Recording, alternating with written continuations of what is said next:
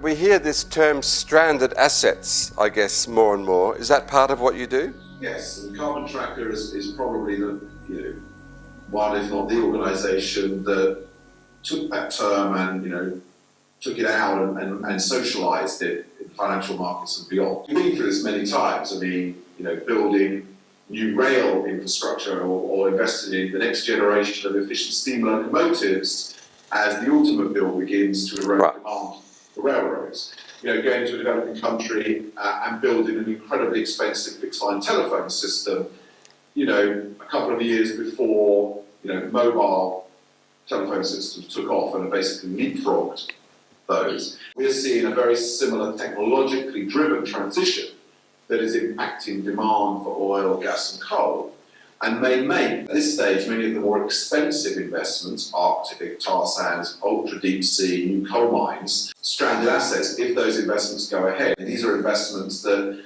make neither climate nor financial sense. Right. We're arguing that the growth strategy of the major energy companies is wrong in financial terms because they're taking very healthy revenues from existing producing reserves, and rather than using those to maximise share return, dividend, or possibly invest in new clean technologies, they're punting those forward up a cost curve into ever more expensive exploration and development. And we're arguing, based on financial analysis, potentially destroying value in the process. Right. And this is something that the Government Bank of England has got concerned about. Mark Carney, he's initiated a climate risk task force that produced its draft recommendations yesterday.